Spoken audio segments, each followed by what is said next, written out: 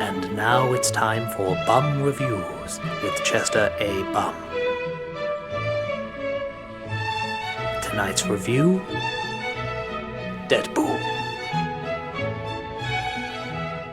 Oh my god, this is the greatest movie I've ever seen in my life! Spoilers!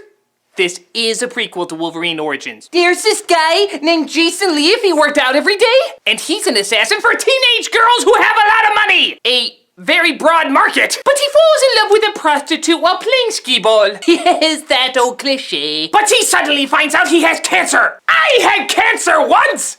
There is no way I can make a joke that won't offend somebody, so I will just move on. So he does what any man in his position would do. Leaves his girlfriend behind, donates his body to mad scientists, subjects himself to a life of torture, and all in the name of becoming a superhero.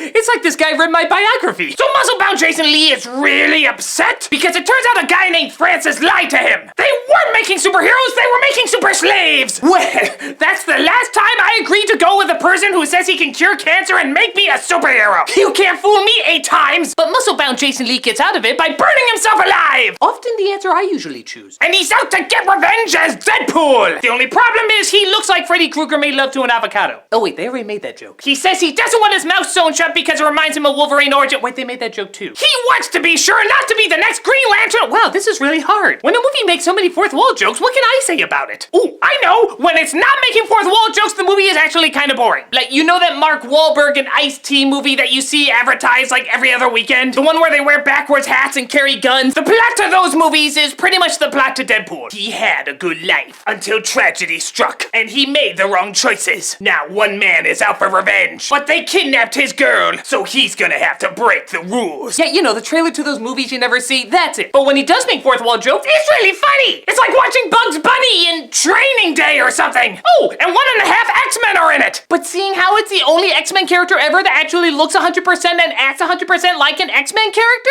that technically makes this the best X-Men movie ever. And their names are Colossus and some girl I've never heard of before. But she can blow up! So I think her name was Spontaneous Combustion.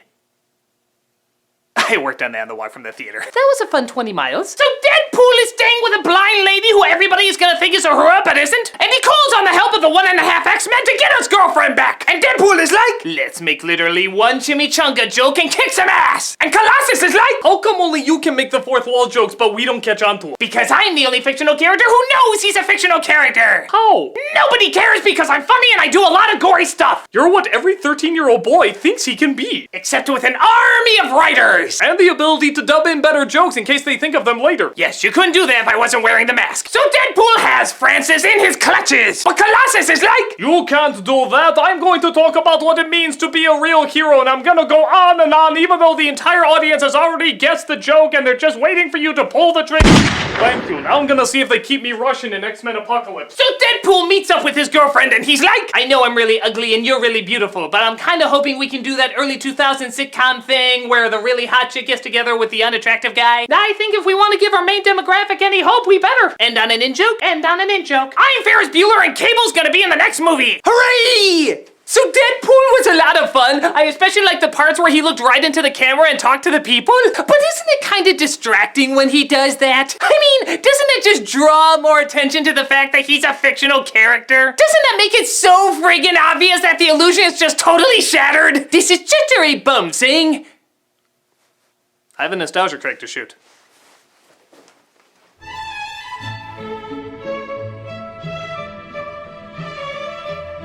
No closing line. I have work to do.